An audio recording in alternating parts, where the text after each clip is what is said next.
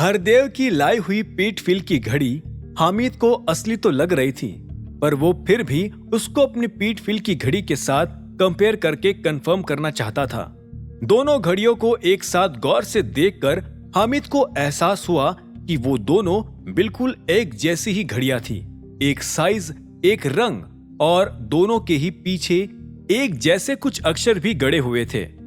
उसने गहरी सांस ली और फिर हरदेव की ओर देखा। ये असली है हरदेव?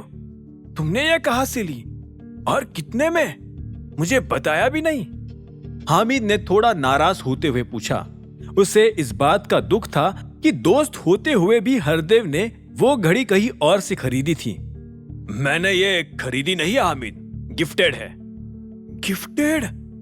क्या बात है, ये सेम मॉडल हम 12 करोड़ में बेचते हैं।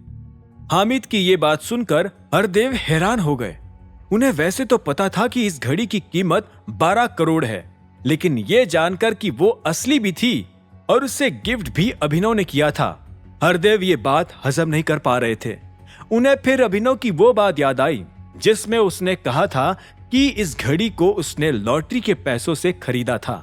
ये सोचकर हरदेव का दिमाग और भी चकरा गया। उन्हें विश्वास नहीं हुआ कि अभिनव ने अपनी लॉटरी में जीते हुए सारे पैसे सिर्फ एक घड़ी पर लगा दिए थे। वो उन पैसों का और भी बेहतर तरीके से इस्तेमाल कर सकता था, खासकर अपनी फटीचर जिंदगी को सुधारने में। हालांकि हरदेव को इस बात का भी अफसोस हुआ कि अभिनव के इस महंगे गिफ्ट को वो इतने दिनों से ऐसे ही नकार रहे थे। ये लो।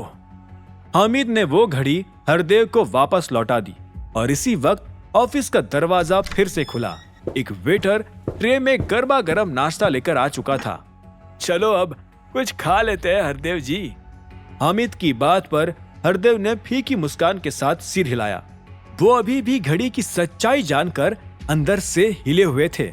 दूसरी ओर वैभवी इस सोच में डूबी हुई थी कि उसने शर्मिला का ऑफर एक्सेप्ट करके सही डिसीजन लिया था या नहीं।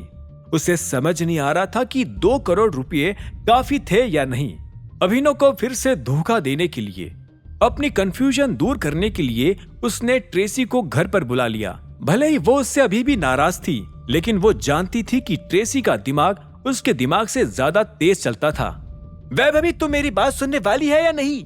अगर नहीं सुनना चाहती तो पहले ही बता दे, मैं अपना टाइम और एनर्जी वेस्ट नहीं करूंगी।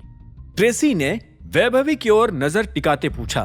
जवाब में वैभवी ने धीरे से सिर हिलाया। भले ही उसका मन कुछ और कह रहा हो, लेकिन दिमाग यही कह रहा था कि उसे ट्रेसी की बात मान लेनी चाहिए।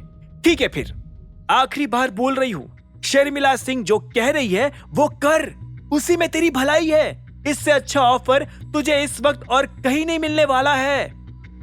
पर यार, उस अभिनव को फिर से धोखा देना पड़ेगा, वैभवी ने परेशान होते हुए कहा।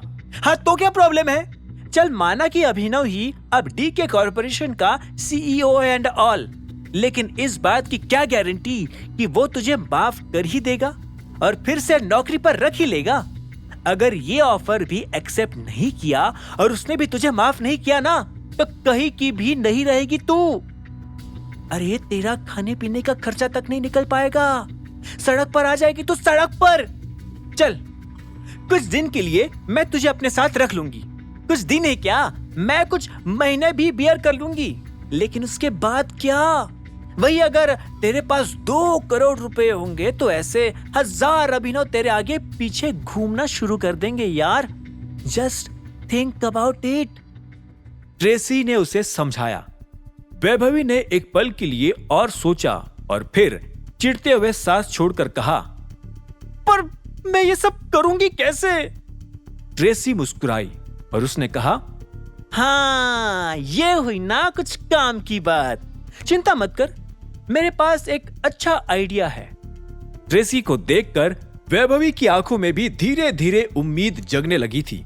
वह बस यही दुआ कर रही थी कि ट्रेसी का आइडिया भी अपनाने में आसान हो। आगे की कहानी जानने के लिए देखें अगला एपिसोड सिर्फ पॉकेट एफएम के यूट्यूब चैनल पर, और द रिटर्न ऑफ टाइगर के सारे एपिसोड्स को सुनने के लिए डिस्क्रिप्शन में दी लिंक से डाउनलोड करें पॉकेट एफएम ऐप।